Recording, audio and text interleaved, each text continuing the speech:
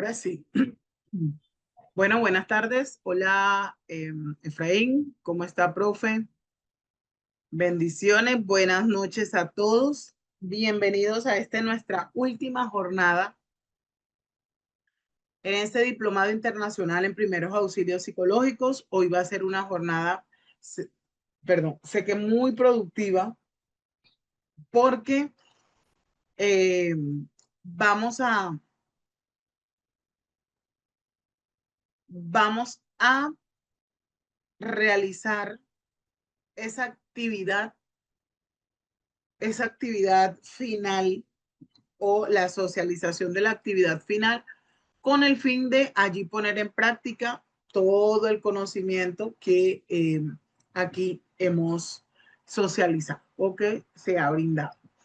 Vamos a compartir diapositiva.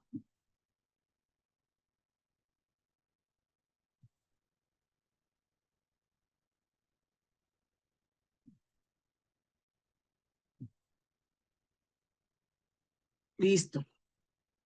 Bueno, vamos a darle gracias a Dios porque nos permite estar en este momento, en, en esta aula virtual, porque nos permite que de antemano hayamos culminado con mucha satisfacción este diplomado, porque nos provee todas y cada una de nuestras necesidades, porque sabemos y estamos conscientes de que su amor, su bondad y su misericordia nunca se aparta de nosotros. Vamos a darle gracias por este espacio donde pudimos construir conocimiento, donde pudimos retroalimentar. Eh, y pues sé que esto ha sido muy gratificante y lo vamos a poder poner en práctica. Bien, vamos a pasar por las diapositivas ay, perdón, dejé de compartir. Por las diapositivas que hemos trabajado, ¿sí? Hemos trabajado ya 3 módulos académicos, finalizamos ayer el 3. El 4 es un módulo bastante corto, bastante, digamos, resumido a todo lo que hemos trabajado hasta este momento. Entonces, la actividad macro como tal del día de hoy es darle respuesta a los 5 casos, a los 5 estudios de casos que propusimos desde el inicio del diplomado. En esos 5 casos, pues obviamente encontramos factores diferentes, encontramos situaciones diferentes, el cual va a hacer que nosotros nos adentremos mucho más en el caso. ¿Sí? Bien, vamos a hacer una retroalimentación de esas técnicas de respiración, de relajación y de manejo del estrés. Las técnicas de relajación, pues hablamos de técnica de respiración, el mindfulness y otras herramientas útiles en la intervención. Entonces, ¿cómo aliviar el estrés con ejercicio de respiración? Vendría siendo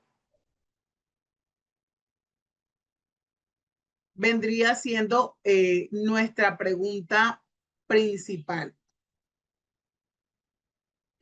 Esa pregunta, pues, relacionada con todo lo que hemos observado, todo lo que hemos analizado hasta el momento, ¿verdad? ¿Cómo aliviar el estrés con ejercicio de respiración? Los ejercicios de respiración, pues obviamente ellos ayudan a reducir el estrés, ayudan a activar el sistema nervioso parasimpático, como explicábamos ayer, que es el responsable de la relajación. Entonces, con la respiración diafragmática profunda, podemos sentarnos o acostarnos cómodamente, colocar la mano en el pecho, la otra en el abdomen, inhalar por la nariz durante 4 minutos y exhalar por la boca durante 6 a 8 segundos. Es segundos, no es minutos, segundos. Y vamos a repetir durante 5 de 5 a 10 minutos esta acción. Está también la respiración diafragmática, está la respiración profunda. Aquí los beneficios es que disminuye la frecuencia cardíaca, que relaja los músculos, que mejora la concentración, que promueve el sueño. Entonces, con todo esto, pues vimos o vemos lo importante que es trabajar esas técnicas de respiración en la persona afectada. Cuando hablamos de la respiración diafragmática, que también la conocemos como respiración abdominal, esta respiración se enfoca por completo en el diafragma, ¿sí? A diferencia de la respiración torácica o superficial, que se usa principalmente con los músculos del pecho y el hombro, la respiración diafragmática es una forma más eficiente y natural de poder respirar. ¿Cómo funciona entonces esta respiración? Ayer lo explicábamos entonces, cuando inhalas, el diafragma se contrae, se mueve hacia abajo, crea como tal un vacío en esa cavidad torácica acá de este lado, que permite que los pulmones se llenen de aire. Al mismo tiempo allí el abdomen se expande. Cuando exhalas, el diafragma se relaja y se mueve hacia arriba, empujando el aire fuera de los pulmones y el abdomen se contrae. Este movimiento ayuda a maximizar la entrada de oxígeno y la salida de dióxido de carbono de nuestro cuerpo. ¿Cuáles son los beneficios de esta respiración diafragmática? Son múltiples para nuestra salud, tanto física como mental. Y otros beneficios como la reducción del estrés, porque activa el sistema nervioso parasimpático, es responsable de la respuesta de descanso y digestión, ayudando a calmar el cuerpo y la mente, mejora la oxigenación, ya que una respiración más profunda y eficiente permite que más oxígeno llegue a todas nuestras células del cuerpo. También se da un fortalecimiento del diafragma. Cuando se habla de ese fortalecimiento del diafragma,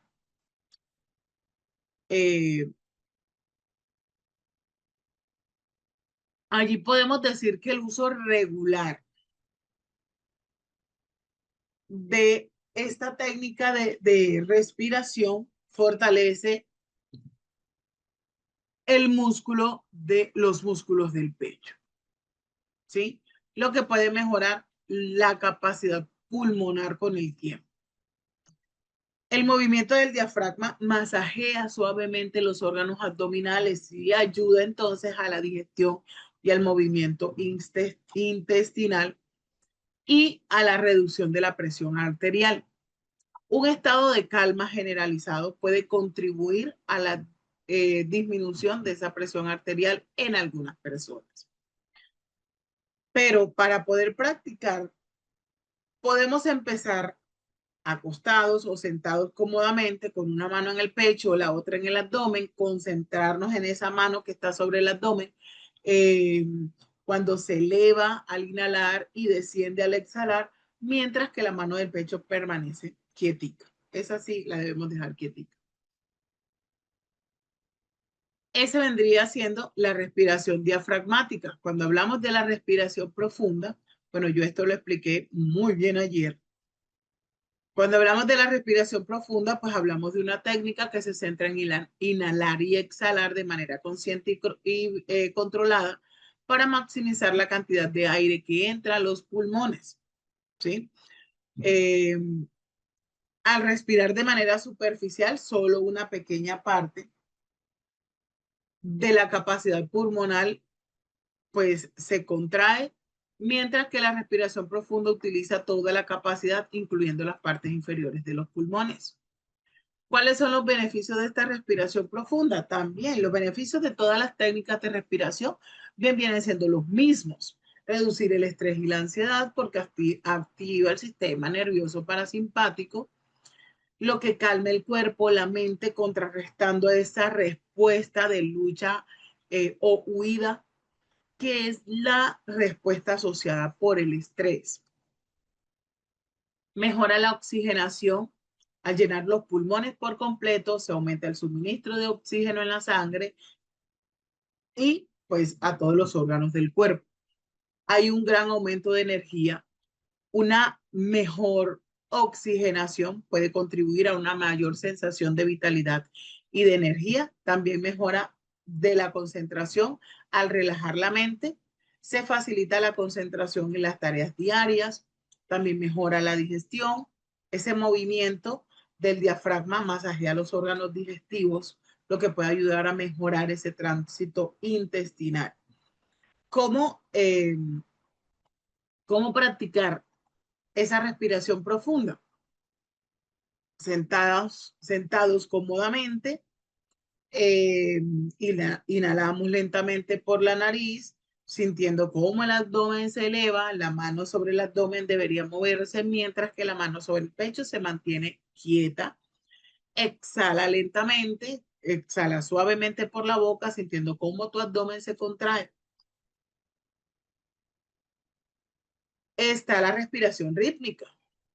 Cuando hablamos de esa respiración rítmica, pues esta es una respiración que tiene que ver con el conteo. Es una técnica de respiración que se basa prácticamente en establecer un patrón o ritmo constante para las inhalaciones y las exhalaciones.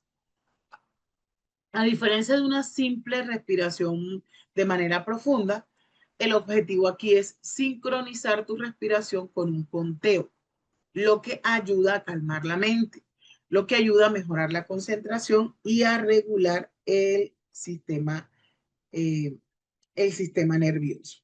Entonces, allí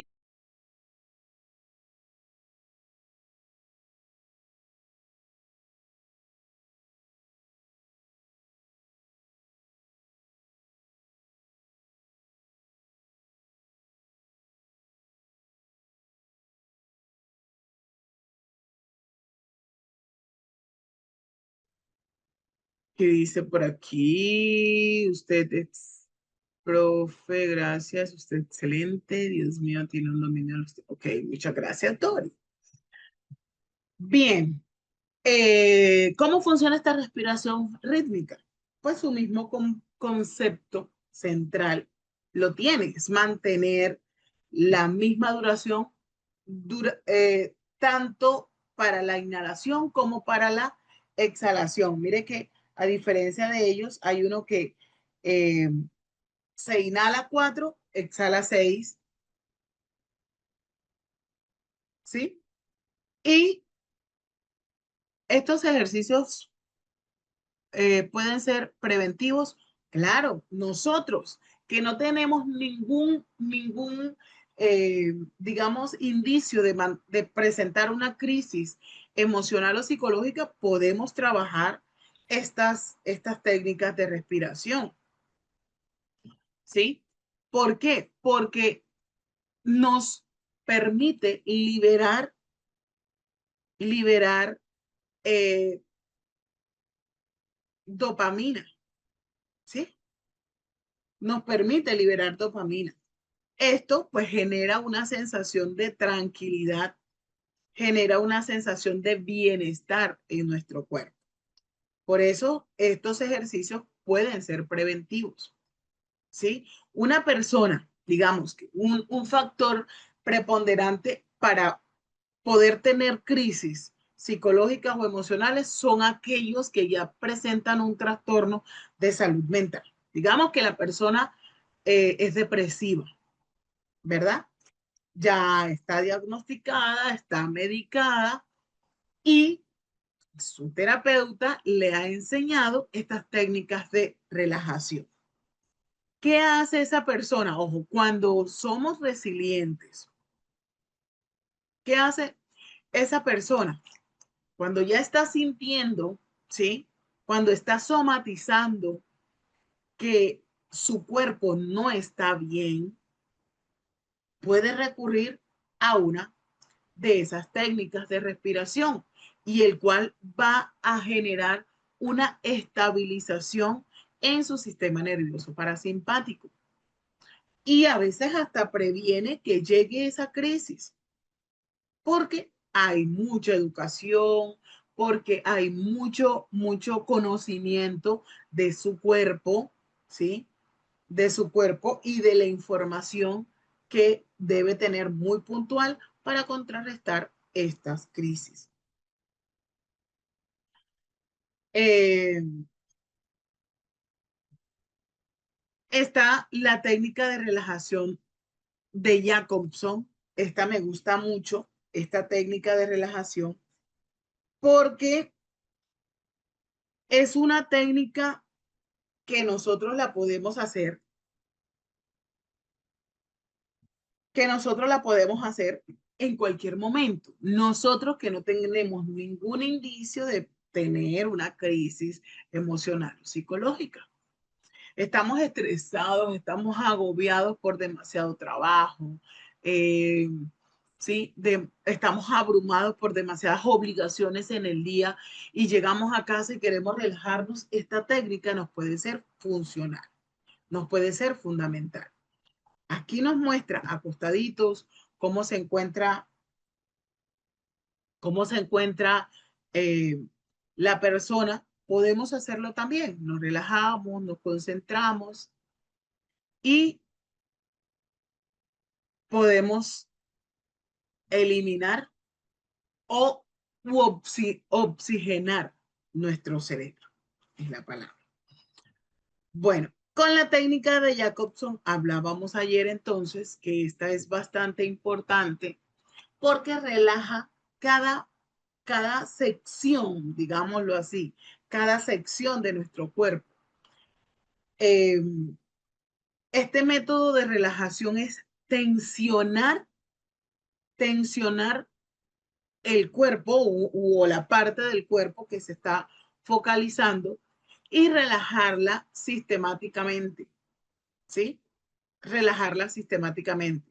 La premisa o la información que hay detrás de esta técnica es que es simple, que al liberar la tensión física de los músculos, se reduce la tensión mental.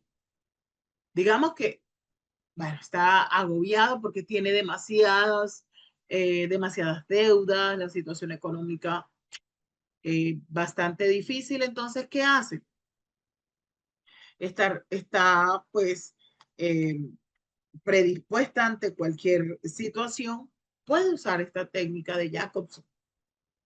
Va relajando, va tensando la parte del cuerpo que está focalizada como tal. Sabemos que comenzamos por los pies y vamos subiendo las piernas, luego hasta los glúteos podemos eh, incluir en esta técnica. Tensamos nuestros glúteos y luego soltamos. Vemos cómo también se siente esa sensación de bienestar. El método pues se basa prácticamente entre la tensión muscular y el estrés. Los pasos básicos es tensión, relajación y progreso en esta técnica. Ojo, no se nos puede olvidar. Tensión, relajación y progreso. La tensión es que se contrae un grupo muscular específico de 5 a 10 segundos. La tensión no debe causar dolor. Ojo, esto no es para causar dolor, solo una sensación de tirantes, como si nos estuvieran alando el cuerpo. La relajación es que se suelta de repente esa tensión, se relaja el músculo por unos 20 segundos. Al hacerlo, vamos a concentrarnos y a poner atención en esa sensación de liberación, ¿sí? Es como si nos tuvieran amarrados, ¿sí? Atados, manos y pies, y luego nos soltaran, ¿verdad? ¿Qué pasa? Siente uno que se libera y produce calma. El progreso es que se avanza por todo el cuerpo y se relaja. Profe, regáleme un segundito, déjenme responder.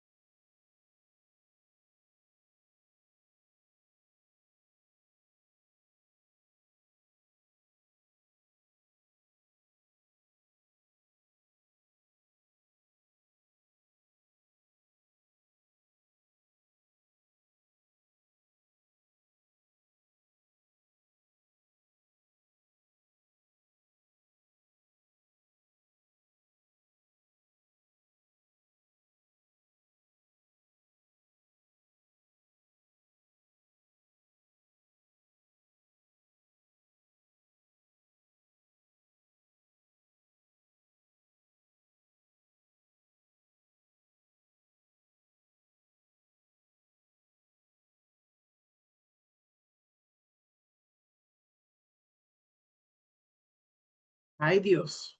Si vieron que uno nunca deja de trabajar. Están llamando todavía del colegio y ya salí hace que una hora. Bueno, pero igual esa es nuestra labor diaria, ¿verdad?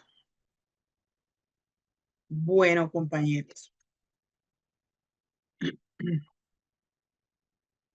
Hablábamos de la técnica de Jacobson, los pasos primordiales, los pasos básicos de esta técnica es tensión, relajación y progreso. Tensión, relajación y progreso. El proceso se repite en grupos musculares como los de la mano, los brazos, la cara, cuello, hombro, pecho, estómago, glúteos, muslos, pantorrillas y pies. Si queremos, de abajo hacia arriba o de arriba hacia abajo. La práctica regular de esta relajación progresiva de Jacobson puede ofrecer una variedad de beneficios. Reduce el estrés y la ansiedad, mejora el sueño, mejora el dolor crónico, ¿sí? Esta es importante porque ayuda a las personas que sufren de condiciones como dolor de cabeza, dolores musculares crónicos. Esta técnica pues ayuda mucho a ello. Eh, y hay un aumento de la conciencia corporal. ¿Por qué? Al concentrarse en esas sensaciones de tensión y de relajación, se desarrolla una mayor conciencia de cómo el estrés afecta como tal nuestro cuerpo. Esto es una herramienta valiosa. Esta es una de las que me gusta mucho para cualquiera que busque manejar el estrés y la ansiedad a través de un enfoque práctico y que está centrado prácticamente en su cuerpo. Ahora, esta de mindfulness también es muy importante, ¿verdad? Hablábamos ayer de la técnica de mindfulness y pues en ella eh, se llama mindfulness o atención plena. Esto es una técnica de meditación que se centra plenamente en el consciente, ¿sí? En el consciente del momento presente. El objetivo principal es entrenar la mente para prestar atención a los pensamientos, a las emociones, a las sensaciones físicas que surgen sin juzgarlo ni cambiarlos. Cuando hablamos del mindfulness, pues hablamos de esa técnica del aquí y del ahora, ¿sí? Es una práctica que consiste en prestar atención al momento presente sin juzgar, con aceptación y conciencia plena de lo que estás experimentando, pensamientos, emociones, sensaciones corporales y el entorno. Entonces, cuando hay digamos que una relación estrecha entre esas técnicas mindfulness y la respiración, es una de las formas más sencillas de practicarlo porque nos podemos enfocar directamente en la respiración, ¿sí? Ejercicios básicos de respiración con mindfulness están relacionados con esas técnicas de respiración que vimos anteriormente. ¿Cómo alivia el estrés? ¿Por qué? Porque reduce la actividad del sistema nervioso simpático, el que activa la respuesta de lucha o huida, porque calma la mente, que disminuye los pensamientos negativos repetitivos, porque mejora la gestión emocional, permitiendo responder en lugar de accionar, y fortalece el enfoque y la claridad mental. Un consejo práctico aquí es que puedes o podemos practicar mindfulness con la respiración en cualquier momento, al despertar, antes de dormir, en el trabajo o incluso mientras caminamos, ¿verdad? No hay ninguna objeción ahí. Entonces, eh, esta práctica del mindfulness proviene de esas tradiciones contemplativas, especialmente del budismo, pero que hoy en día se ha adaptado a este contexto laico y científico. Y pues obviamente también se ha venido utilizando ampliamente en la psicología, la medicina y el bienestar personal. ¿Cómo se practica el mindfulness? Una meditación sentada, ¿sí? Focalizar la atención en la respiración, el cuerpo o los pensamientos, observándolos sin engancharse a ellos,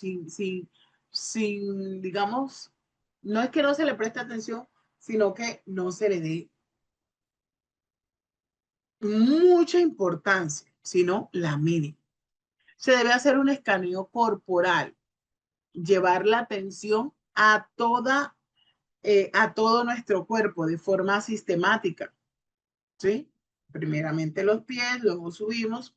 Eh, el mindfulness en movimiento como el yoga o caminar conscientemente o la atención plena en actividades cotidianas como comer, ducharse, lavar los platos,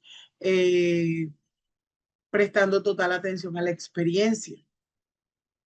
Entonces, es importante que esas técnicas del mindfulness se realicen con una concentración plena hacia actividades de la vida cotidiana.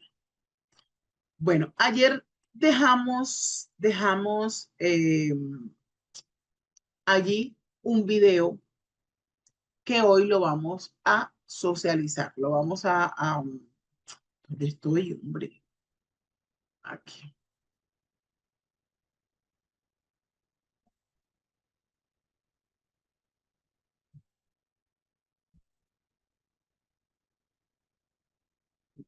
Ya va, ya.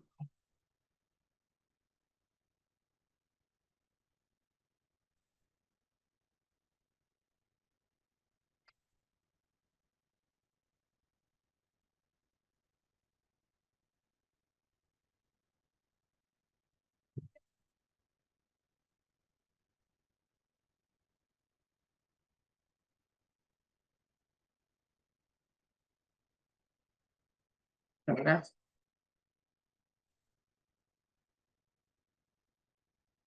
Se me había perdido el enlace. El video tiene como nombre ¿Cómo manejar el estrés? 5 claves, ¿sí? Vamos a tomar nota para luego socializar. Bueno, allí vimos el video muy importante que está relacionado con el manejo del estrés, ¿verdad? Cinco, eh, 5 claves importantes para poder manejar el estrés. Ahora, cómo puedo yo mitigar eh, ¿cómo puedo mitigar el estrés teniendo en cuenta que soy interviniente en primeros auxilios psicológicos? Que dentro de mi rol, dentro de mi perfil, está ayudar a esas personas. Ese vendría siendo el tema del eh, el trabajador quemado, ¿sí? El tema que pues nos compete ya ahorita para finalizar este módulo, el trabajador quemado. La importancia de conocerme, la importancia de tener esa capacidad, ¿sí? ¿Por qué? Porque cuando brindas los primeros auxilios psicológicos es normal que experimentes alto nivel de estrés. Para poder cuidar de otros, pues primeramente es esencial que te cuides a ti. Por eso quise pues parar aquí en la técnica del mindfulness, pero vamos a ver aquí los beneficios. La técnica de mindfulness, porque eh, esta también nos ofrece estrategias para mitigar el estrés que se adaptan a nuestro rol o a este rol en el cual nos estamos capacitando, que viene siendo rol de intervinientes en primeros auxilios psicológicos. Entonces, antes de una intervención a una persona que está en crisis psicológica o emocional, es necesario prepararnos mentalmente. Antes de un evento, vamos a visualizarnos cómo actuaríamos. Vamos a repasar esas técnicas, vamos a repasar los protocolos que aplicarás para sentirte más seguro y en control de esa situación. Es importante que se establezcan límites. Hay que tener claro hasta dónde llegan tus o mis responsabilidades. No eres responsable de resolver todos los problemas de la persona, solo de ofrecer un apoyo inicial, de conectar con los recursos necesarios. ¿Qué vas a hacer durante esa intervención? Mantén la calma. Vamos a mantener la objetividad. Vamos a mantener la objetividad. Es lo primero que nos habla aquí esta persona cuando pues nos afianza en esas acciones para mitigar como tal el estrés. Aunque la situación sea caótica, sea angustiante, hay que concentrarnos como tal en esa tarea que estamos realizando, ¿sí? Vamos a utilizar la técnica de respiración profunda para mantener la calma. Inhalamos por la nariz, respiramos por la boca, mantenemos el aire, luego exhalamos lentamente y esto lo vamos a repetir en varios ciclos. No vamos a asumir la carga emocional. Aquí es importante reconocer la emoción de las otras personas sin absorberla. Ojo, sin absorberla. Es útil, es muy importante y hay que ser enfáticos en recordar que tú tú eres el soporte y no la persona afectada directamente. Tú eres el soporte. Enfócate en lo que puedes controlar. Hay muchos factores en una emergencia. Muchos de esos factores obviamente están fuera de tu control. Pero entonces, ¿qué podemos hacer? Céntrate en lo que sí puedes hacer. Escucha activamente, ofrece una presencia calmada, ¿sí? Puedes ofrecer una información, puedes derivar a servicios de apoyo que necesite, puedes categorizar las necesidades básicas de esa persona, eso lo puedes hacer. Pero después de la intervención, cuando ya tu turno termine, es el momento de buscar ese espacio para desconectarte, ¿sí? Para desconectarte de la situación. Habla con un compañero, habla con un supervisor sobre lo ocurrido. Esto es una buena forma de procesar lo que sentiste y recibir apoyo. Vuelve a tus rutinas. Retoma tus actividades diarias como hacer ejercicio, escuchar música o pasar tiempo con la familia. Esto te ayuda a volver a la normalidad y a dejar atrás situaciones estresantes. Busca apoyo profesional si lo necesitas. Si las imágenes o las emociones de la intervención te persiguen o si estás notando como tal esos síntomas de estrés postraumático como insomnio, irritabilidad o evitación, no dudes de buscar ayuda. Recuerda que cuidar de ti mismo no es un lujo, cuidar de ti mismo es una necesidad. Al implementar estas prácticas, pues obviamente estarás preparado para ayudar a otros de forma más efectiva y de una manera mucho más sostenible. Y acuérdate que esta es tu labor, ¿verdad? Y que hoy te calmaste, hoy soltaste, pero mañana vendrá otro caso. De pronto mucho peor o eh, mucho más suave, leve que el otro, ¿sí? Por eso es importante usar entre nosotros mismos estas técnicas. Buenas tardes, saludos de Honduras, buenas noches, por favor, doctora, me pueden ver el link del video, gracias y felicidades. Con mucho gusto les regalo el link del video, compañera. Allí se los regalo a todos. Bueno, entonces allí vámonos para los contextos específicos. Los primeros auxilios psicológicos en poblaciones especiales. Niños y adolescentes, adultos mayores, personas con discapacidad. ¿Qué pasa con estos primeros auxilios psicológicos en estos grupos específicos? Lo hablamos bastante cuando, cuando eh, focalizábamos, en el módulo pasado cómo podemos abordar o qué estrategias podemos abordar en estas situaciones con estos grupos, ¿verdad? Y allí podemos puntualizar que los seres humanos a lo largo de la vida, pues nos hemos enfrentado a distintas crisis.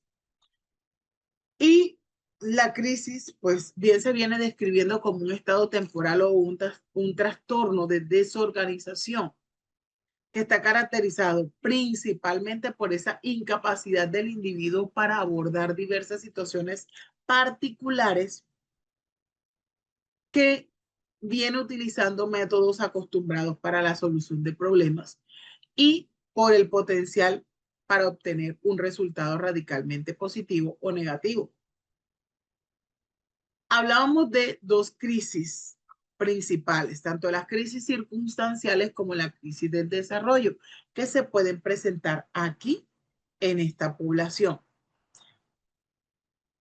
La primera, que es la crisis circunstancial, se refiere a todos esos sucesos cuyos rangos son más sobresalientes y es que la relación que hay se da por algún factor ambiental, como puede ser la muerte de un ser querido, una inundación o un incendio.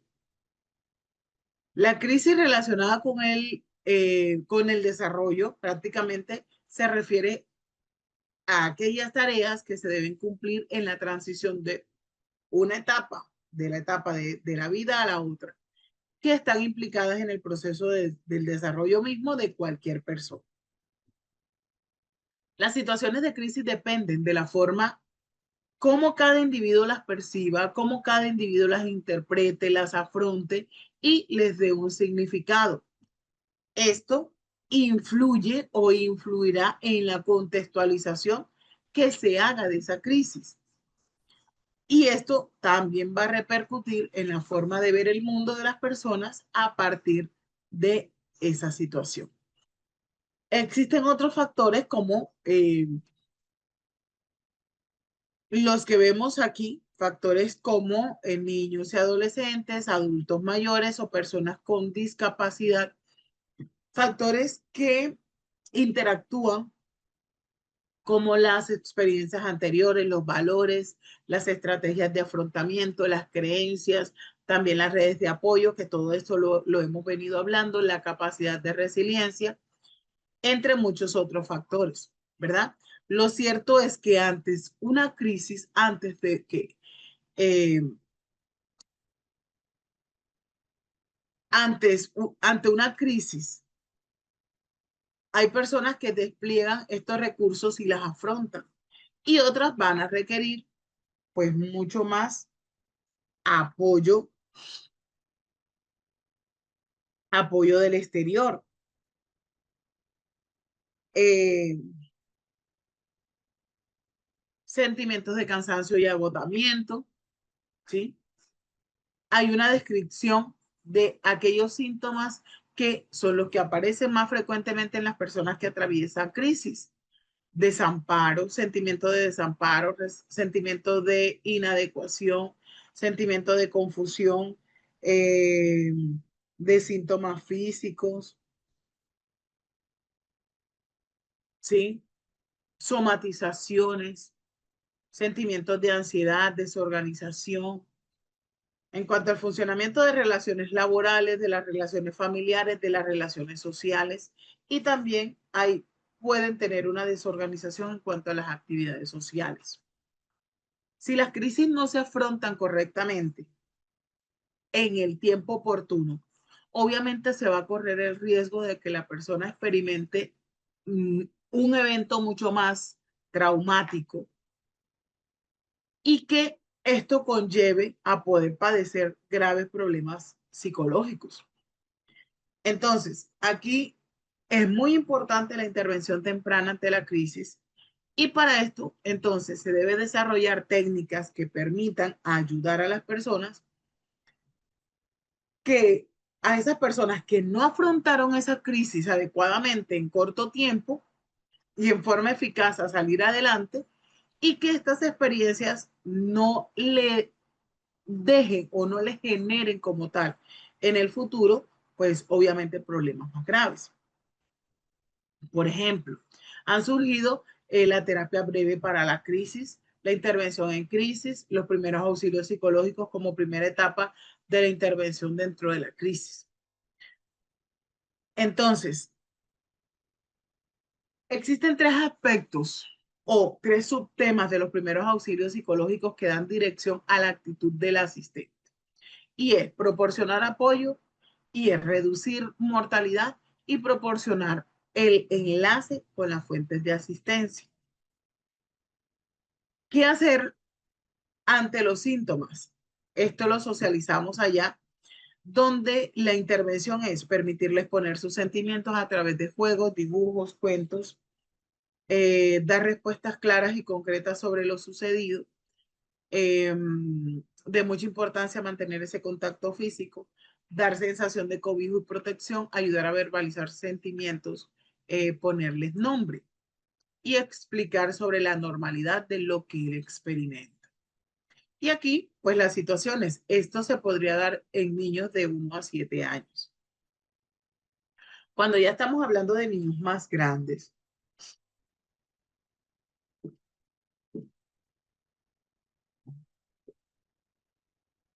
aquí entonces nos enfocamos o nos focalizamos a, pueden sentirse preocupados, culpables, responsables por el evento. La intervención es normalizar, validar sus sentimientos. Suelen sentir miedo de estar solos o entrar en contacto con lo que les recuerde el evento. Ayudar a exponer sus angustias sobre el evento. Con frecuencia tiene pláticas repetitivas y con detalles excesivos del evento. Entonces, decirles que se deben comunicar con sus padres o con sus maestros cuando lo que piensan o sienten interfieren como tal en sus pensamientos, en la forma como están actuando o cómo deberían actuar.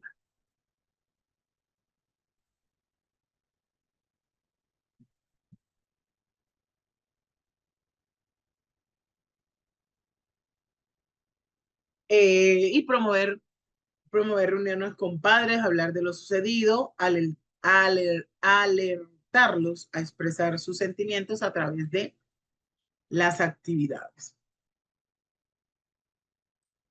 Bien.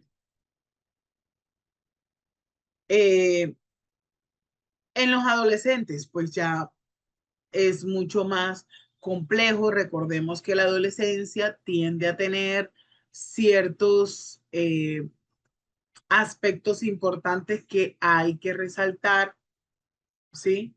Ciertos aspectos importantes como, eh, digamos, esa necesidad de aceptación, esos cambios eh, hormonales que tienen también los adolescentes, obviamente, por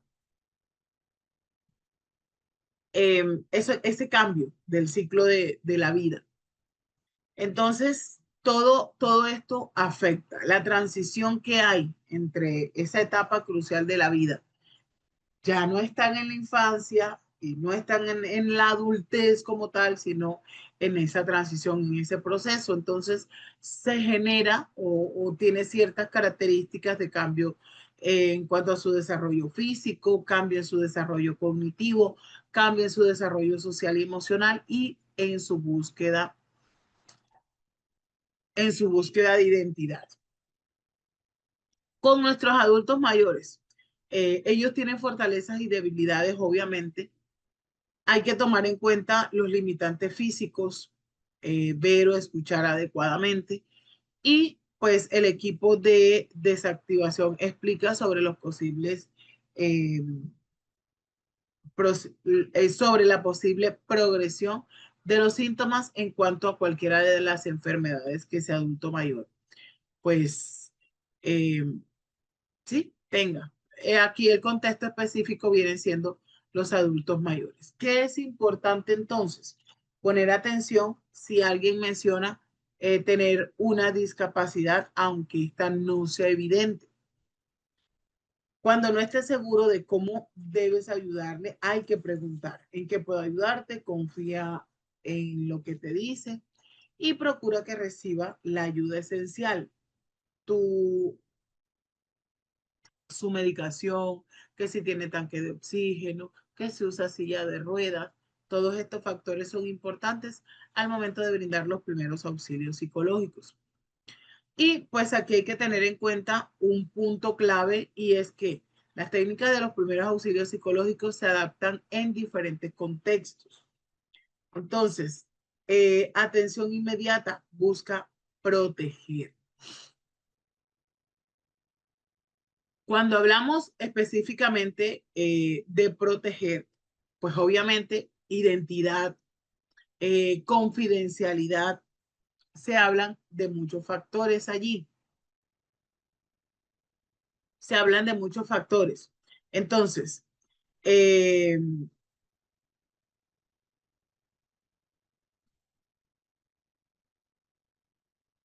al hablar de lo que es en sí la protección, buscar como tal los mecanismos de ayuda, los mecanismos de contención, los mecanismos de verificación para que esa situación no prosiga, o sea, que minimice ese estrés, esa crisis. Dirigir, ¿qué se va a dirigir? No es que se va a dirigir el problema, no es que se va a reducir como tal el impacto. Cuando hablamos de dirigir, se habla de proporcionar ese apoyo, que es lo primero que se busca, en la premisa de que es mejor para la persona no estar solo en ese evento, en esa situación estresante, traumática, crisis, de manera correcta, lo que significa es permitir que esa persona hable, permitir con esa persona crear ese vínculo de presencia, de calidez, de empatía, de escucha, que permita como tal aterrizar la idea y proporcionar una atmósfera en la que el temor, la ira, la ansiedad y otras emociones puedan expresarse libremente. Con esto de dirigir, obviamente, también vamos a reducir la mortalidad, porque se dirige a la salvación de vida bajo el lema de primero la supervivencia. Y entonces es allí donde podemos pasar a conectar. Primero, la supervivencia y la prevención de que haya daño físico durante la crisis. Se puede decir que es muy frecuente que algunas crisis conduzcan al daño físico, como golpear a los hijos, golpear al cónyuge, golpear al amigo o aún a la muerte, suicidio u homicidio, que viene siendo los factores, digamos, que más puntuales que se dan cuando hay pues esas crisis psicológicas y más aquellos grupos focalizados en condición de salud mental. Una subtema determinante para los primeros auxilios psicológicos es entonces poder tomar medidas para hacer mínimas las posibilidades destructivas y desactivar como tal la situación. Por último, entonces, eh, es importante proporcionar, ¿sí? Y allá hablamos de tratar. Es importante de proporcionar el enlace con las fuentes de asistencia, derivar a esas redes de apoyo que se vinculan directamente con la definición de las crisis vitales como un periodo en el que ese suministro de recursos personales se han agotado. O sea, yo como interviniente, mis capacidades llegan hasta allí. Entonces, antes de tratar de resolver un problema por completo, de manera inmediata, ese interviniente fija con precisión todas esas necesidades fundamentales y entonces realiza la remisión adecuada a algún otro asistente o alguna otra agencia. Algunas veces esta remisión será para orientación individual del tipo de terapia para la crisis, ya sea breve, ¿verdad? Otras veces puede ser para asistencia legal o auxilio de parte de una agencia de servicio social, digamos así. Una vez revisada estos aspectos de manera general, es importante entonces sincronizar cuáles son los primeros auxilios psicológicos que se aplican en ese momento de la crisis, ya que la aplicación de ellos pues es lo que le va a permitir a esa persona afrontar de manera eficiente y eficaz la situación de emergencia que de otra manera lo hubiese dejado paralizado o inutilizado. Entonces, en los primeros auxilios psicológicos se debe realizar el contacto psicológico. Se debe examinar todas esas dimensiones del problema. Se debe analizar las posibles situaciones. Se debe asistir en la ejecución de una acción concreta y pues también darle seguimiento. Cuando hablamos de esa atención inmediata, que es proteger, que es el primer objetivo, conseguir que la persona afectada se sienta segura y protegida, significa escuchar totalmente a la persona con toda la carga afectiva, con toda la carga emocional, con toda la carga conductual que esto conlleva.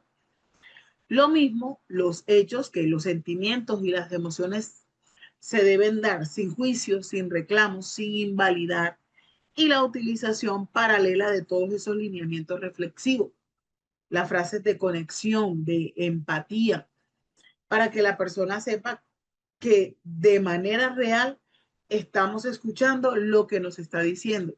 Aquí la tarea primaria de ese interviniente es escuchar cómo esa persona en crisis está visualizando la situación, cómo se comunica y al mismo tiempo, pues obviamente escuchar esto va poniendo en pie o en marcha el tema. Y allí vamos escuchando y vamos a ir contextualizando lo sucedido y pues allí vamos a poder darle manejo a la situación. El poder identificar el sentimiento de los concomitantes afectivos usuales de la crisis como ansiedad, la ira, la depresión, eh, anulados a esto la angustia, el pánico, el shock y la negación. Con ese contacto psicológico y con esa atención inmediata, pues eh, podemos tener mucha más comunicación, aunque a veces no solo se da comunicación verbales, ¿verdad? También tenemos comunicación no verbales. Algunas veces ese contacto físico no verbal es más efectivo para crear realmente ese vínculo de confianza y de seguridad. Por ejemplo, tocar o abrazar a una persona que está muy perturbada. Por ejemplo, mirarla directamente a los ojos, tomarla de la mano, asegurarle de que ya no está sola, que está acompañada, que está junto a nosotros en algunas situaciones. Entonces, el tocar a la persona es inadecuado en muchas ocasiones. Tocar a la persona es inadecuado o pues no va a ser bien recibido por ella o por él, ¿sí? Y puede disminuir esa interacción que hay como interviniente y persona en crisis. Buscar y organizar. Aquí es importante categorizar las necesidades de esas personas. El segundo componente de los primeros auxilios psicológicos implica la evaluación de las disminuciones o los parámetros del problema. Esa indagación se enfoca en tres aspectos: pasado, inmediato, presente y futuro. ¿Sí? Futuro inmediato. El pasado inmediato se refiere a esos acontecimientos, lo que escuchamos, eso que la persona nos dijo, que condujeron a ese estado de crisis. En especial ese incidente específico que desató, que disparó o que precipitó como tal la crisis. La indagación acerca de la situación presente, pues allí implica las respuestas de quién, qué, cuándo, dónde, cómo, eh, se dio la situación. Entonces necesitamos hallar quién está implicado, qué pasó, cuándo, dónde y demás. Esto con el objetivo de actuar en consecuencia o de planear una intervención mucho más profunda si se requiere. La atención se pone tanto en la fortaleza como en las debilidades durante ese periodo de crisis. Si existe cualquier indicio de daño físico para la persona o alguien más, allí sí hay que realizar una evaluación de la mortalidad del mismo, ¿sí? O cuáles son las probables dificultades para la persona y para la familia. Aquí el objetivo principal de este aspecto de los primeros auxilios psicológicos es trabajar en un orden jerárquico de las necesidades de la persona dentro de eh, esas categorías, buscar y organizar y derivar cuáles son sus necesidades básicas. Y pues dirigir. El profesional deberá guiar al grupo hacia espacios seguros. Con frecuencia los afectados se encuentran en estado de confusión que no les permite hacer o hacerlo por sí mismo. Entonces, eh,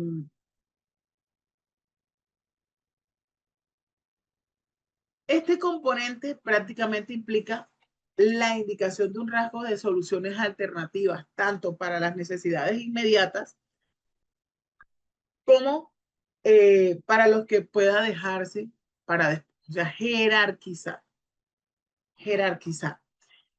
Ese interviniente, pues adopta este enfoque paso a paso al preguntar primero acerca de qué se ha intentado, ya que no ha funcionado, no ha logrado, no ha cobrado como tal la tranquilidad.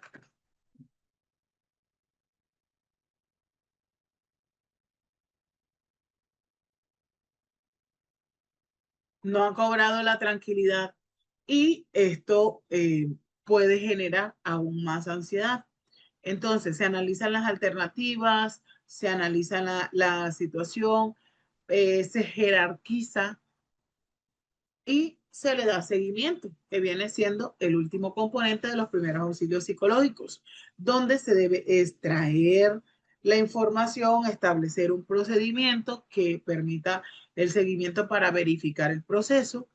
La principal actividad del interviniente es especificar un procedimiento para que esa persona en crisis esté en contacto con él, pues un tiempo prolongado, si así se pudiera realizar. La conexión debe hacerse con seres queridos o familiares, con centro de información o con un personal especializado. ¿Qué pasa? El seguimiento puede suceder mediante el encuentro cara a cara o por teléfono. El objetivo de este seguimiento es completar el circuito de retroalimentación o de determinar si se logró o no la meta de los primeros auxilios psicológicos. Además, este seguimiento, pues obviamente también facilita otros pasos hacia la resolución de la crisis y si es necesario, se conecta a la persona con un experto, ya con un experto en segunda instancia.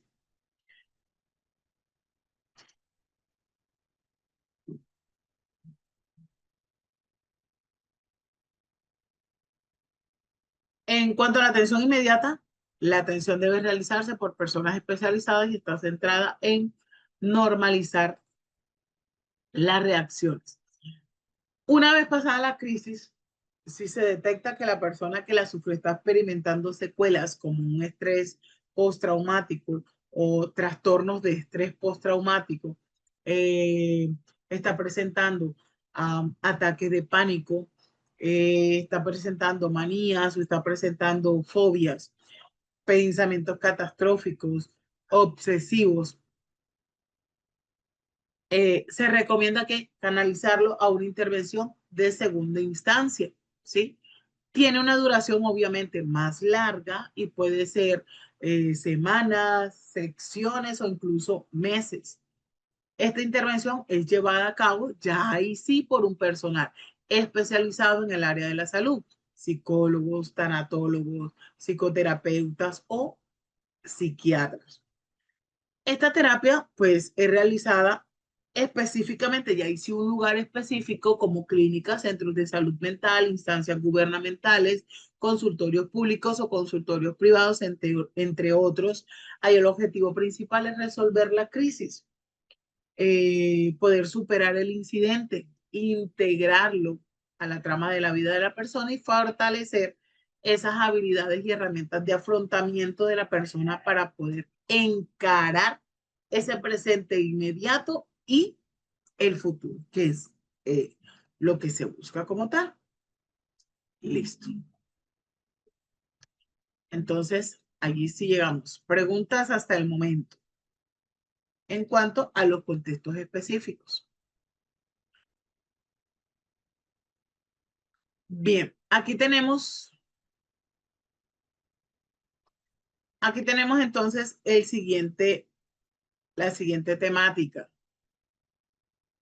Y podríamos decir que es el último tema de este diplomado. Cuidados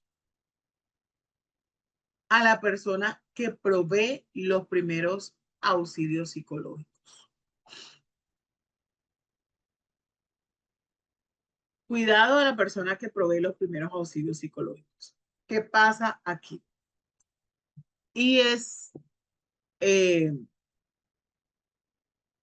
le llama como tal el síndrome del trabajador quemado, síndrome de Burnout. Burnout. Bueno, vamos a, antes de socializar, todo claro, dice Yanni, no hay preguntas, no hay que resaltar, no hay objeción. Continuamos entonces. Oh, continuamos entonces. Um, mm, mm, mm, mm, mm, mm, ir.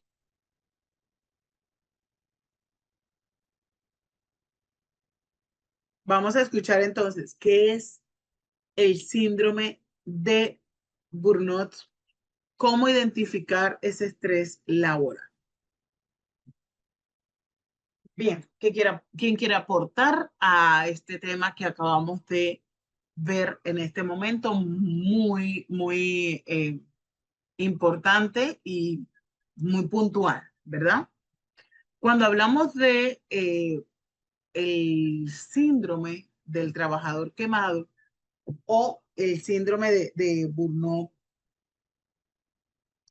pues nos enfocamos prácticamente en abordar, nos enfocamos prácticamente en abordar todas esas técnicas, eh, todas esas técnicas que son útiles, ¿sí? Para minimizar cualquier indicio de sufrir crisis por o enfocada como tal a nuestra labor. Cuando hablamos del autocuidado, pues obviamente el autocuidado indica que yo debo cuidar mi integridad, ¿sí? Yo debo dar prioridad a mi propio bienestar físico, a mi propio bienestar emocional, ¿sí? A mi propio bienestar mental, ¿sí? Puedo seguir ayudando a los demás de manera efectiva y de manera sostenible. En este rol como interviniente, esto no es un acto de egoísmo, esto es una responsabilidad profesional. En otras palabras, cuidarse a uno mismo es una parte fundamental de que esa ayuda que brindamos, si no estamos bien, no podemos estar plenamente presentes para los demás. Y entonces esto pues genera ciertos cambios, esto genera ciertas situaciones que te vas a ver perjudicada si no sabes, si no sabes regularlo. Entonces, cuando hablamos, cuando hablamos de ese desgaste laboral, cuando hablamos de esa traumatización vicaria, cuando hablamos de esa fatiga por compasión, cuando hablamos de esa traumatización de los equipos, señales de desgaste, factores de protección, acción de cuidado, cuidado institucional, autocuidado y cuidado de los equipos, pues ahí entonces nos estamos enfocando a eh, el concepto como tal o el tema de lo que es desgaste laboral, ¿sí? También conocido como burnout o síndrome del trabajador quemado. ¿Qué pasa?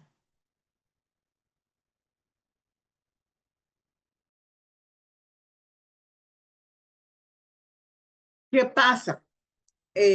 Generalmente se presenta en todas esas personas que desempeñan tareas de atención a terceros. En este caso, nosotros, ¿verdad? Trabajadores sanitarios, personal de emergencia, docentes, entre muchos otros.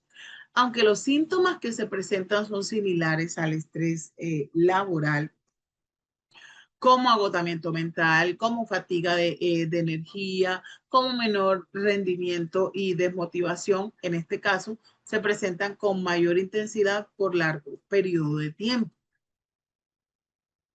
Frente al riesgo de la aparición de desgaste laboral, el control y el manejo del estrés es una habilidad que debemos desarrollar, una habilidad fundamental para ese autocuidado que tiene como efecto cuidar de nosotros mismos o que tenemos como responsabilidad la prestación de primeros auxilios psicológicos. ¿Qué es entonces una traumatización vicaria? Una traumatización vicaria es esa constante exposición, creo que era el lunes que explicaba, ayer lunes, el viernes, cuando hablábamos de los rescatistas. Esa traumatización vicaria se refiere a esa constante exposición a situaciones de dolor relatadas por otras personas y pueden ocasionar en la persona que escucha poder experimentar la sensación de sufrimiento, ya sea porque la persona que presta la atención conecta con sus propias experiencias de dolor o porque reproduce los síntomas productos del hecho vivido, aunque no haya sido directamente receptor o receptará del hecho que ocasionó este sufrimiento. ¿Sí? Ahí entonces tenemos otro concepto como lo es fatiga por compasión. La fatiga por compasión prácticamente hace referencia a esa sensación de agotamiento que está relacionada con la exposición al sufrimiento de otra persona. Todo esto según la Organización Internacional para las Migraciones en el 2018. Traumatización de los equipos. El desgaste no solo aparece a nivel individual. El desgaste o el burnout también aparece a nivel grupal. Y este obviamente se manifiesta como práctica de relación al interior de los equipos en las que se repiten de forma inconsciente los hechos de injusticia, de dominación, de exclusión, de violencia, similares a las que se enfrentan en la realidad que supone ese trabajo. ¿Sí? Esa es la traumatización de los equipos. ¿Cuáles son las señales de desgaste? Son todas esas manifestaciones observables y no observables también, porque a veces estamos agotados y no pasa nada, estoy cansada y ya, ¿sí? Son todas esas acciones observables y no observables a nivel grupal que dan cuenta, pues, obviamente la presencia de deterioro. Entonces, se observa a nivel físico, a nivel emocional, a nivel mental, existencial, espiritual, relacional. Por ejemplo, dolores musculares, agotamiento, irritabilidad, entre otros. También hay factores protectores. Los factores protectores son las prácticas, los recursos de afrontamiento, conocimiento y esas habilidades que posibilitan conservar e incrementar los niveles de salud mental. Tenemos las acciones de cuidado, que es el trabajar como tal en atención directa con personas en situación de vulnerabilidad. Implica contar con una noción muy clara de las necesidades y potencialidades de las personas que tienen como tal para desarrollarse en cada una de las dimensiones: física, emocionales, mentales, existencial, espiritual y también la relacional. De este modo que se puedan plantear acciones de cuidado para cada una de ellas. Tenemos dentro del autocuidado el cuidado institucional. Cuando hablamos de ese cuidado institucional, pues ya hablamos o focalizamos a ese trabajo que está bajo la responsabilidad de las instituciones en las que se prestan servicios o atención para contrarrestar esos factores de riesgos. Riesgos que están identificados en la labor que desempeñan las personas que la integran, sin importar si esta es pública o si es privada. El que simplemente se enfoque de cuidado dentro de las organizaciones que atienden a las personas en condición de movilidad humana puede fortalecer un buen funcionamiento en cuanto a los aspectos como la comunicación, como también el liderazgo, las relaciones sociales, la resolución de conflictos, la integración en la diversidad, entre otros. Entonces también focalizamos allí lo que es el autocuidado.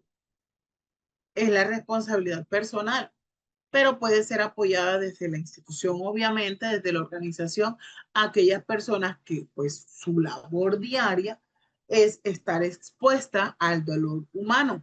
Aquí debe asegurarse de que está en capacidades físicas, emocionales, espirituales, de poder acompañar a otras personas y en caso de que se detecte alguna afectación, pues tener el compromiso ético de buscar cómo tratarla.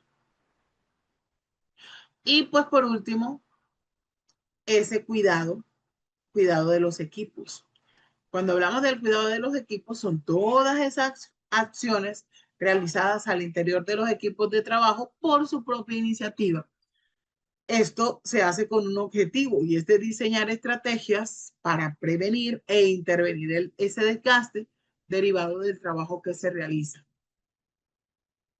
También puede contar con el apoyo de las instituciones. ¿Sí? Eh, bien, entonces, dentro de todos estos cuidados están las pautas del autocuidado. El autoconocimiento indica que hay habilidades, ¿verdad?, que debemos desarrollar.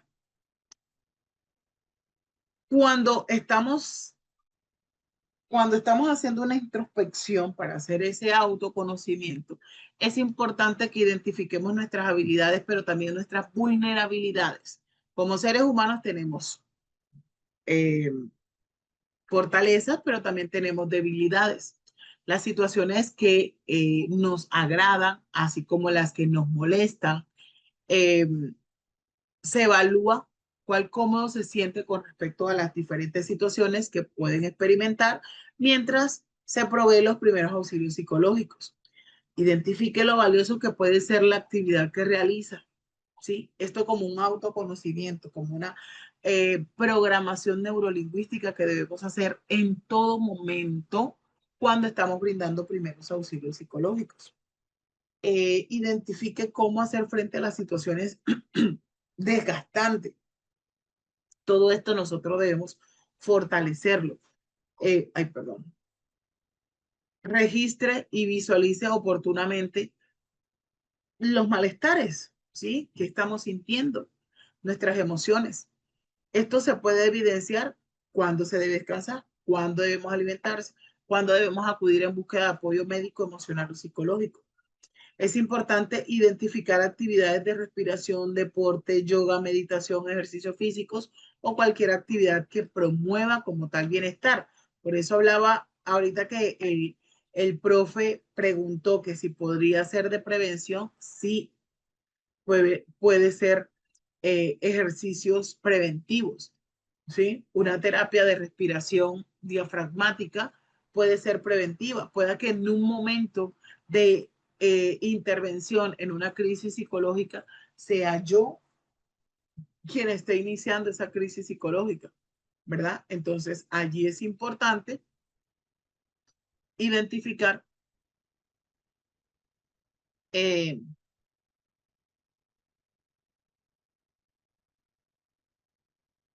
identificar todas esas actividades de respiración, de meditación, etcétera. Puede pasar en personas que trabajan en entornos estresantes y demandantes por mucho tiempo. Así es. Este síndrome del trabajador quemado o burnout, suele suceder. Así no sea, así no sea, eh, porque tengo alguna situación o algún problema psicológico, ¿sí? Así no sea por eso. Es importante entonces tener en cuenta nuestro autoconocimiento. Entonces, ¿cuáles son esas estrategias de cuidado durante la intervención? Brindar servicio de primeros auxilios psicológicos.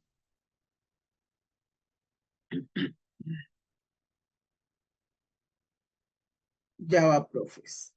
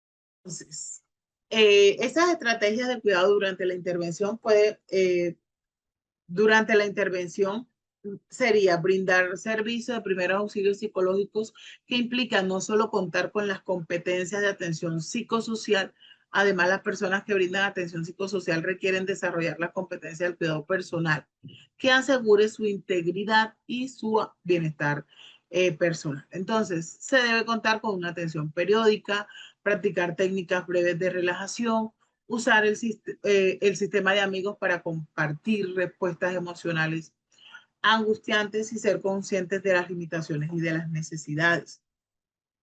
Reconocer las necesidades propias y atenderlas, por ejemplo, cuando se tiene hambre, coraje, se siente soledad, se siente cansancio, tomar a partir de esto las medidas apropiadas de ese cuidado propio y pues también aumentar las actividades positivas. Después de brindar los primeros auxilios psicológicos, las personas que lo realizan pueden pasar muchas horas bajo presión, recibiendo demandas, atendiendo situaciones emocionalmente desgastantes, lo que afecta a su salud mental.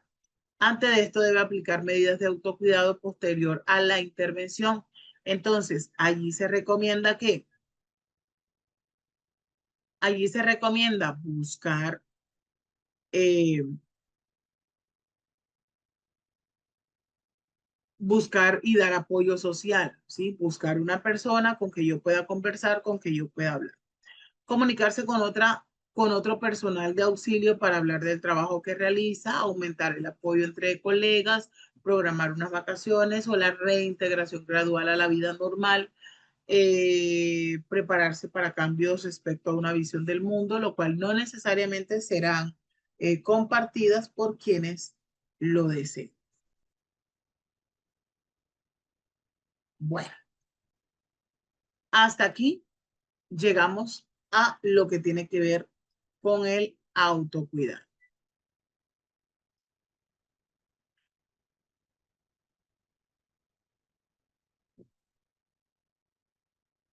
Ahora, este es el espacio de ustedes, la actividad de retroalimentación.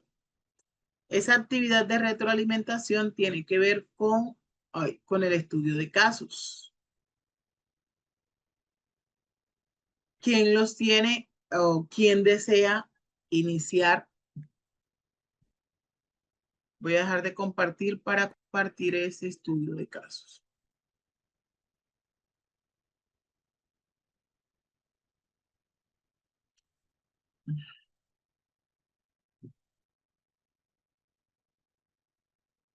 Actividad de retroalimentación.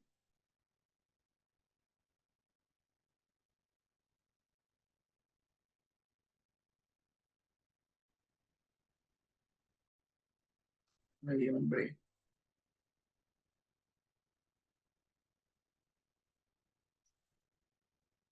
A ver, tenemos aquí, lee con atención cada uno de los casos, escoge uno de estos y responde las preguntas que allí te aparecen. Ayer socializamos caso 1, caso 2, etcétera, etcétera.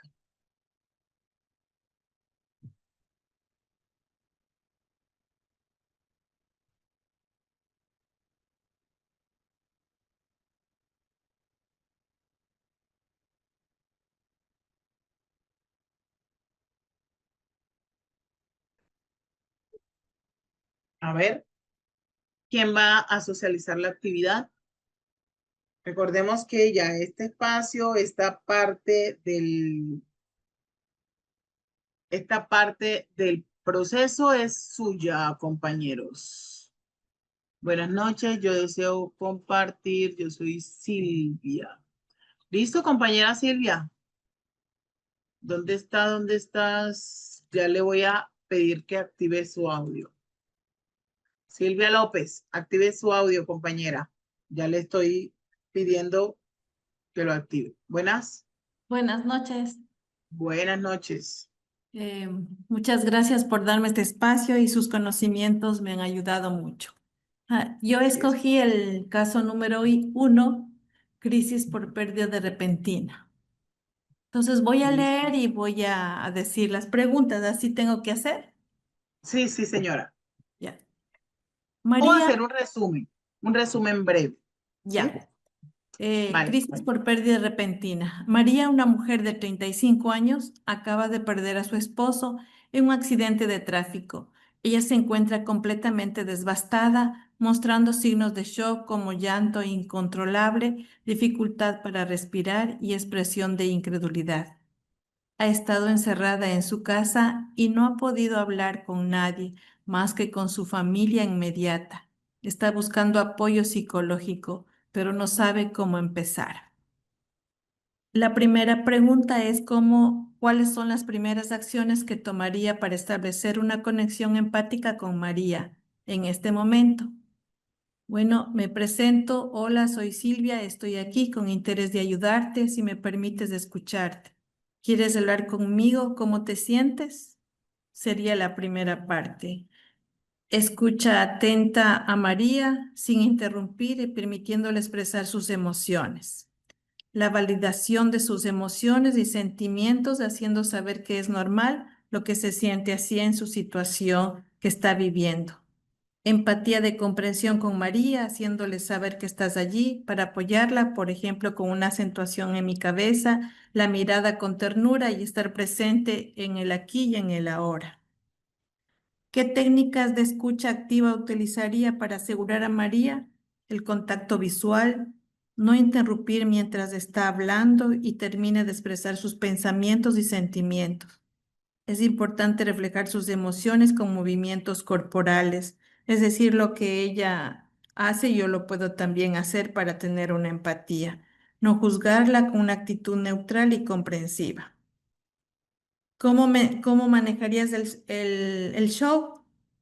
Utilizando técnicas de escucha activa, escucharle sin juicio, realizar preguntas específicas, abiertas, de estoy contigo, no estás sola, permíteme compartir tu dolor, mantener una postura corporal, asentar la cabeza cuando está hablando y respetar su espacio.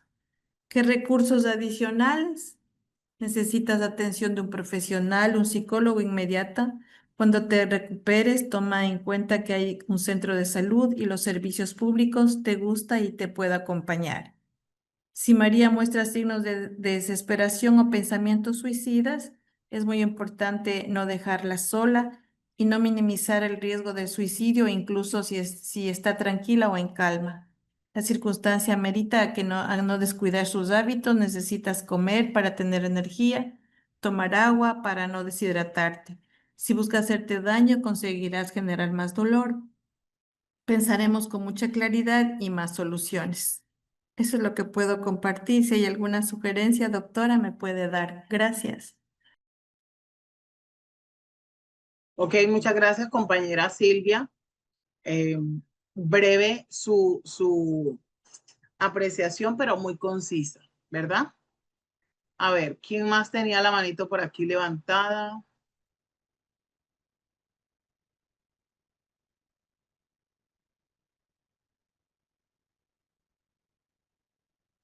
Henry, compañero Henry, active. Hola, Bien, buenas noches, reiterando buenas los saludos. noches. Totalmente escogí el caso uno y comparto muchas de las ideas que ha planteado la compañera. En Bueno, un mero acercamiento, pues, me mostraría receptivo, y pues me acercaría con compasión, conociendo el dolor por el cual está pasando y así pues le preguntaría eh, este, si, si requiere ayuda, cómo, si quiere conversar, si se siente en ánimo de conversar y pues prepararía ese escenario para tener un acercamiento y que la persona pueda percibir confianza en mi persona y así poder pues eh, sentir que soy parte de su dolor y que realmente pues me acerco porque me interesa lo que le está sucediendo.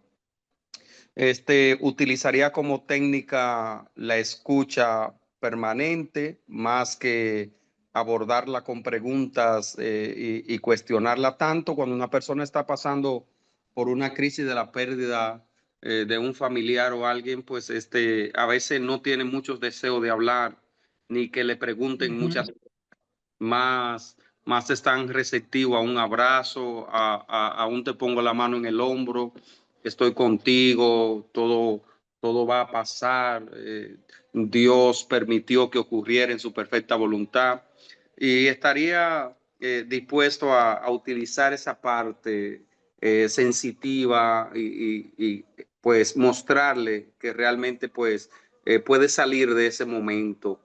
Como referencia a cómo manejaría el shock en la parte inicial de María y sus emociones, pues no invalidaría nunca jamás lo que ella está sintiendo. Sería un elemento que lo tendría muy consciente, jamás contradecir el sentimiento, la emoción que la está embargando y lo que está sintiendo en ese momento, pues lo vería como un elemento normal dentro de la naturaleza del caso. Si así lo podría hacer. Es normal que una persona se sienta triste, es normal que una persona se quiera aislar, es normal que una persona en ese momento la tristeza le motive a no hablar mucho ni siquiera. ¿Qué recursos adicionales le recomendaría? Por ejemplo, apoyo profesional y grupo de apoyo. Bueno, creo que lo que aquí yo trataría de lograr es de tener más de un encuentro con ella. No solamente ese día, bueno, estoy contigo, mira, eso es normal, a todos nos pasa.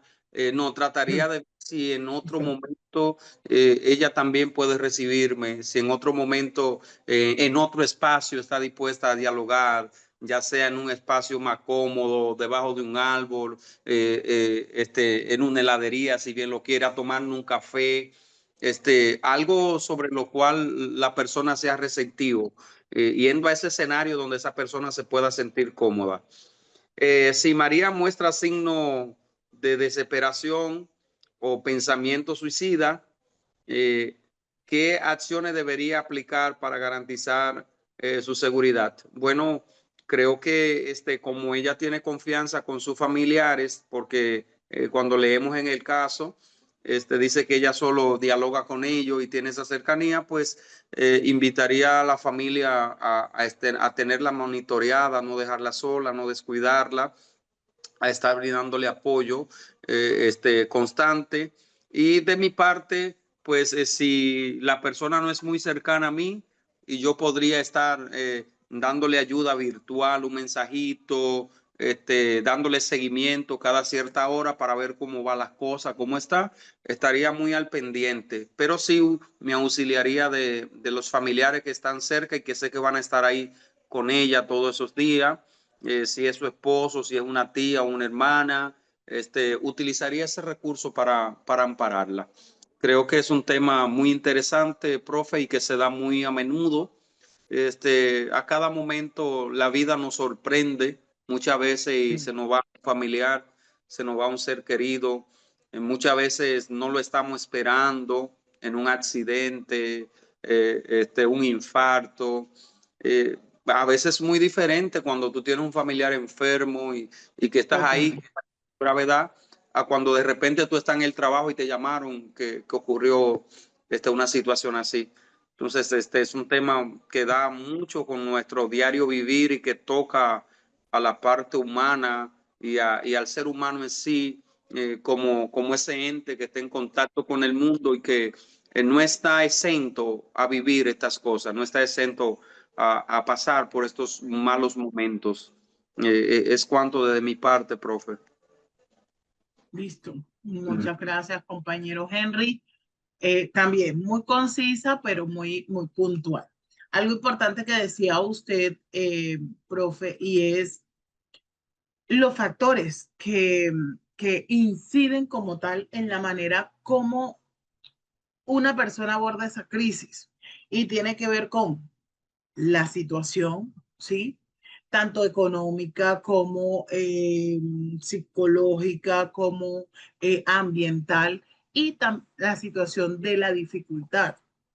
Por ejemplo, especificaba algo muy importante, y es que es muy diferente cuando pues tenemos ese ser querido, aunque nunca estamos preparados para vivir un duelo, nunca estamos preparados.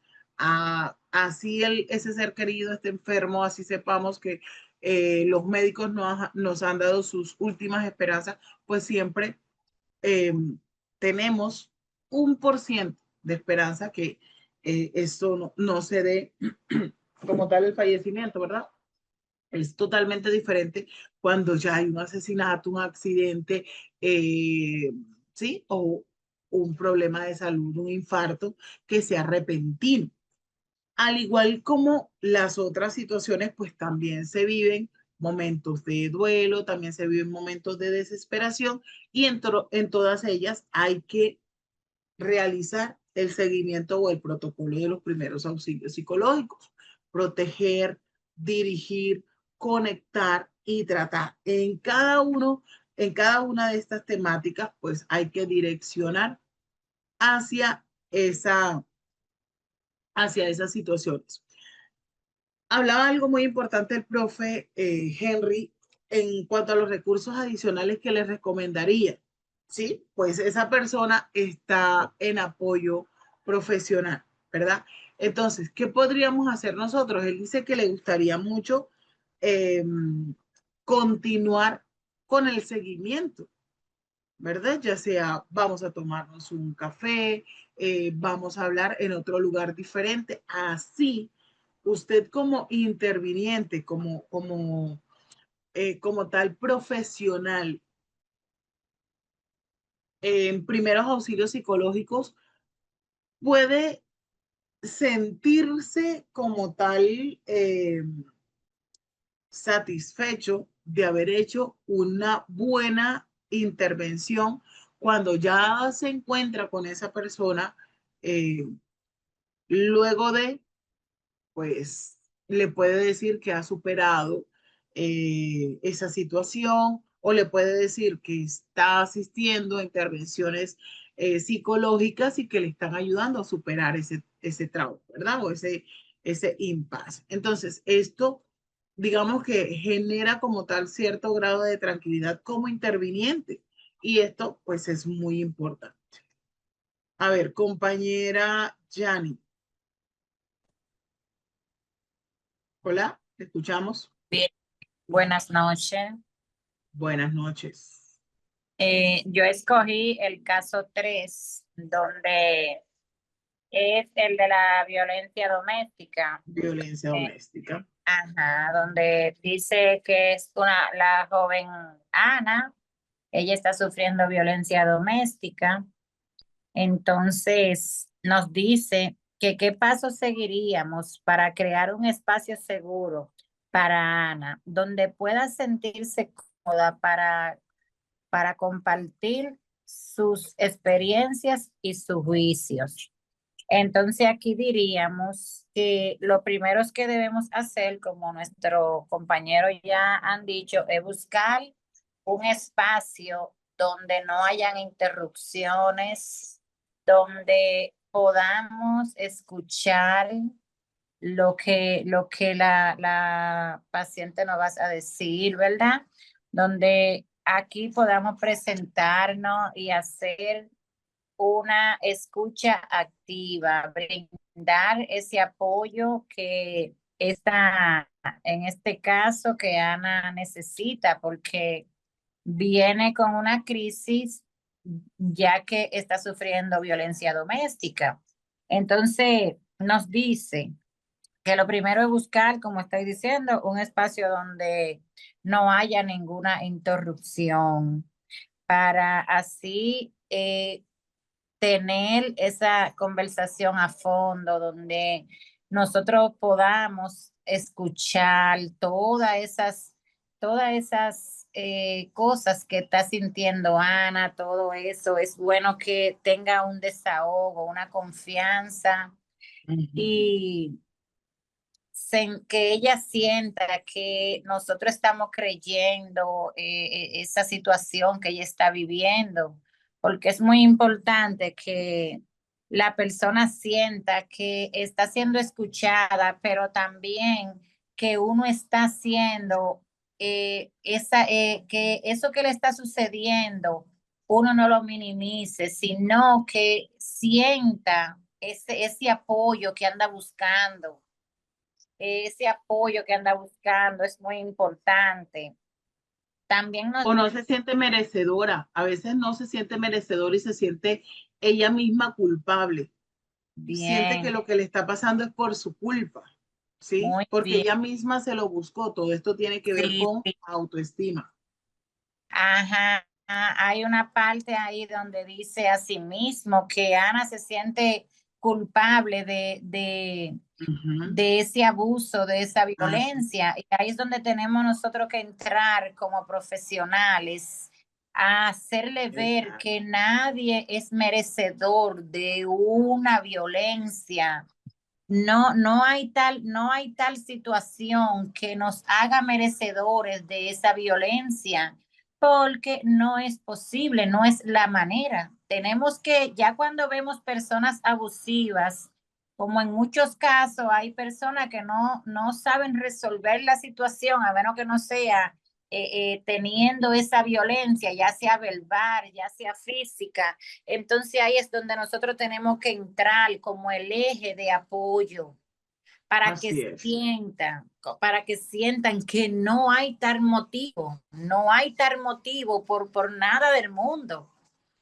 Porque muchas veces sucede eso, de que las principalmente mujeres jóvenes se sienten, no, mi esposo me dio, pero fue porque yo hice esto. Ahí es donde debemos de sacarle eso y que sepan que no hay tal motivo de llegar a ese extremo. También aquí en este caso nos dice que Ana siente miedo y que temes como por lo que le pueda pasar con sus hijos también, que muchas veces cuando ya las parejas tienen hijos, ese es el tabú de que porque tengo mis hijos no puedo, porque tengo mis hijos no puedo ya salir de esta violencia, tengo que aguantar porque no puedo separar a mis hijos de su papá, por ejemplo. Ujú. Tengo que aguantar y se vuelve, entonces ahí es donde esa violencia se vuelve peor, porque nada más no está sufriendo la esposa, sino también ya los hijos van a No, sufrir sí, ese claro. mismo trauma. Y es Así es, como, profe. sí, entonces es como estamos diciendo que debemos de de tener esa empatía de esa comunicación, esa escucha, de que sientan que tienen un apoyo. Esa es mi aporte. Dale, profe, compañera, muchas gracias. A ver, vamos a darle la palabra a la compañera Marcelina. Hola, Buenas noches, Marcelina de buenas República noches. Dominicana. Bienvenida, compañera. Yo lo primero que haría en el caso de Ana es que me le acercaría, me presento, después de presentarme, le preguntaría qué le pasa, trataría de escucharla y según lo que ella me dice, si ella me dice que su esposo le agredió, lo primero que yo le aconsejaría a ella es que llamara a una línea de emergencia para que le ofrezcan los servicios que la línea de emergencia ofrece. Y trataría de moverme con ella en un espacio donde ella estuviera segura. Ya si ella me dice, por ejemplo, que teme por su vida, entonces le explicaría que la línea de emergencia trabaja las 24 horas, que ahí le van a dar ayuda legal y psicológica, que ahí le van a ayudar la van a ayudar a empoderarse, le van a llevar a una casa de acogida con los niños donde le van a brindar los alimentos, porque una de las problemáticas que tienen las mujeres, algunas, no todas, pero algunas es que son totalmente dependientes de la pareja, entonces ellas muchas veces no quieren abandonar el hogar porque se sienten incapaces de trabajar y mantenerse y mantener y mantener los hijos. De subsistir. Exactamente. Entonces, lo primero es que a veces estos agresores la convencen a ella de que ellas no sirven para nada, de que ellas no pueden hacer nada, la alejan de los amigos, la alejan de la familia. Y entonces, cuando ella ya está totalmente vulnerable, hacen de todo con ella. Por ejemplo, yo trabajo en el Ministerio de la Mujer de aquí de República Dominicana y nosotros también yo trabajo en el grupo de apoyo de mujeres, Grupo GAN, y nosotros trabajamos con ellas para tratar de empoderarla. Y yo quiero que ustedes pudieran ver cómo llegan esas mujeres y después que terminan ese grupo de apoyo, cómo se van. También nosotros, aparte de que le damos la ayuda legal, también se le da la ayuda psicológica desde que llegan hasta que terminan el proceso. Y si vemos que ellas necesitan más, la mandamos a unos sitios donde le acomoden, que le quede más cerca de su espacio para que siga recibiendo la ayuda psicológica. Entonces, yo pienso que después que ya ella tenga un lugar seguro y ya ella cuenta con un abogado totalmente gratis, ya cuenta con una psicóloga, ya para ella es más fácil salir adelante de ese trauma. Muchas gracias. Vale, muchas gracias, compañera Marcelina. A ver, Flor Celina. Active su audio. Hola, profe. Pues yo también elegí el caso 3 y en sí, respondiendo pues las preguntas así en general. ¿Qué casito escogió, profe? Flor. 3, el 3. Okay. Y soy Nicole. El 3 es el desastre natural.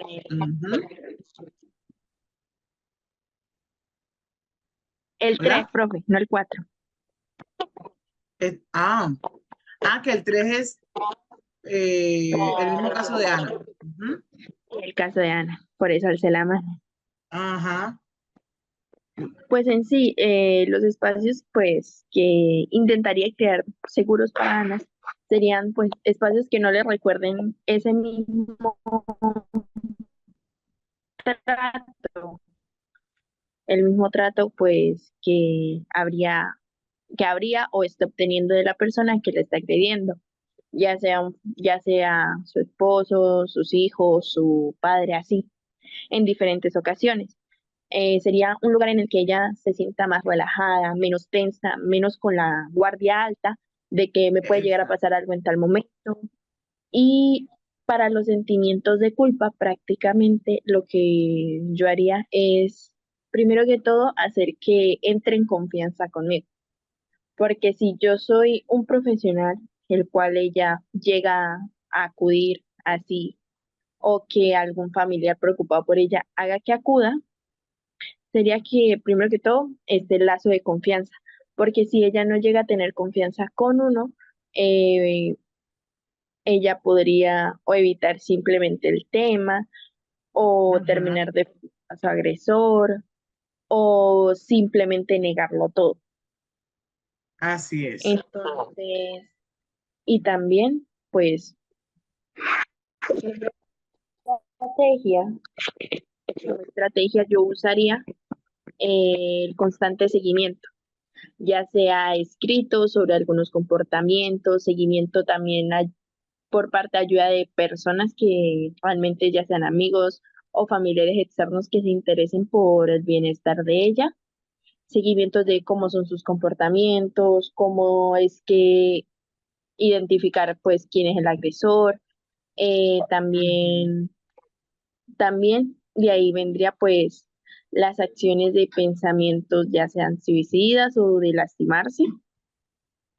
Para eso también funcionaría el mismo seguimiento, para comparar cómo fue al inicio y cómo va haciendo su evolución. Así es. Muchas gracias, compañera. Bueno, bien, compañeros. Entonces, ya siendo pues esta parte de la socialización, la última parte del diplomado, solo me resta darle las gracias. Darle las gracias por el acompañamiento que he recibido por parte de ustedes, por todos esos aportes que de una u otra manera nos han brindado, ¿sí? Porque todos aprendemos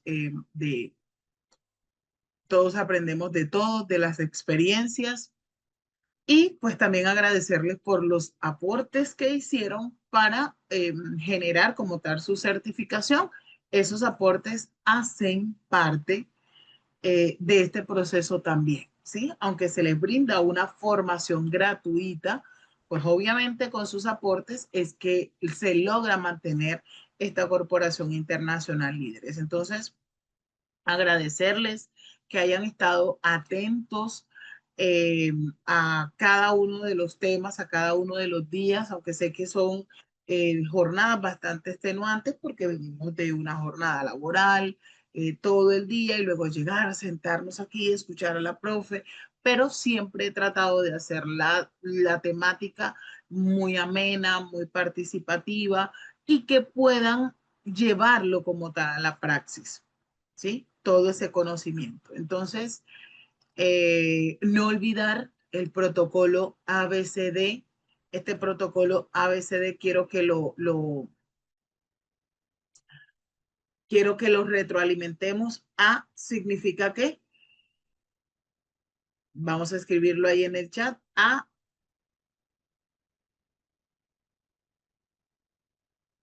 escucha activa. Muchas gracias, Merly. B,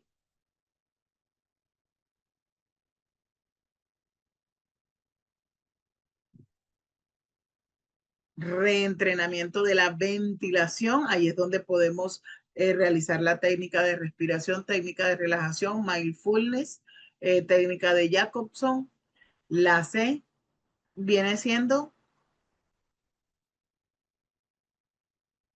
categorización de las necesidades, ¿verdad? Al categorizar las necesidades, jerarquizamos qué necesita en ese momento. La D, derivación a redes de apoyo. ¿Qué necesita? ¿Qué necesita la persona en ese momento? ¿A quién necesita? Y la E, pues la psicoeducación. Este es como tal el protocolo de los primeros auxilios psicológicos. Importante que lo tengamos en cuenta, importante no olvidarlo, importante hacerlo con mucho amor, con mucha empatía y pues también importante que si sentimos que no puedo, pues no lo hago. Con esto no voy a ser menos valiente que aquel que sí lo puede hacer. Es más, estoy ganando confianza. El decir no puedo hacerlo en estos momentos, gano confianza porque estoy mirando más allá de mis límites. ¿Sí? Muchas gracias, Iliana. Con gusto. Hay muchas capacitaciones que la Corporación Internacional Líderes está brindando. Entonces, allí les dejamos las puertas abiertas a todos, para que sigamos en este proceso de enseñanza-aprendizaje. Dice aquí, creo que también es importante saber poner límite y conocer mis capacidades. A veces podemos hacer más daño al otro y a nosotros mismos por querer ayudar. Así es, importante identificar, ¿sí? Importante identificar cuándo puedo y cuándo no. Esto también es de valientes. Esto es de autoconocimiento. Bien, bueno, ya aquí tenemos a nuestro coordinador del Diplomado Internacional en Primeros Auxilios Psicológicos. Le cedo el espacio, profe Efraín. Muchas gracias por la invitación a su aula en este diplomado. Espero vernos en otra próxima oportunidad. Gracias a usted, profe Vilma, por excelente diplomado. Leyendo aquí los comentarios, son bastante halagadores. Así es. Darle las gracias a todas esas personas que de una u otra forma se conectaron durante 9 noches con nosotros, sabiendo que es una jornada bastante pesadita, Sí. pero el querer es poder. Y en nombre de la corporación, darles las gracias a todas aquellas personas que realizaron su aporte. Muchas gracias. Recuerden que el material, profe, me lo envía a mí para yo enviarle a cada una de las personas que realizaron el aporte en el link de materiales, Okay. para yo compartírselo de forma individual. Recuerden que el certificado, los certificados, perdón, van a ser entregados mediante un link que vamos a enviar en 7 días hábiles como máximo, contados a partir de mañana. En el grupo académico lo estaremos enviando para que usted lo descargue en su laptop, en su celular, en su iPad, donde usted desee. Entonces, muchas gracias a todos. Si tienen alguna pregunta, si tienen alguna inquietud de tipo administrativo, aquí estamos prestos a resolvérsela. Recuerden que soy su coordinador del diplomado, Efraín Oñate. Muchas gracias por excelente diplomado, las clases muy claras, aportadoras, se aprendí bastante. Mil gracias, dice Erika Cardoso. Profe, diré la palabra a Yanis, hágame el favor. Listo, ya le... Compañera Yani, ahí tiene... Listo, ya. Ok, no, la pregunta es si van a hacer, ¿cómo decirle? Una nueva lista de los nombres bien claros o ya los tienen. Profe Yanis. Me refiero a lo del diploma. Ya tienen la certificación, ya tienen los nombres claros, los datos claros de nosotros, o habría que enviárselo nuevamente. Toda persona que hizo el aporte a su asesor le enviaron el soporte del aporte o del pago y los datos personales como nombre completo, número de identificación, país, teléfono, nombre del diplomado. Entonces, ya eso reposa en cada uno de los asesores. Tienen que enviar una información para compilarla y mandárselas a la corporación para que inicie el proceso de certificación. Ok, gracias. Un gusto, profe Yani.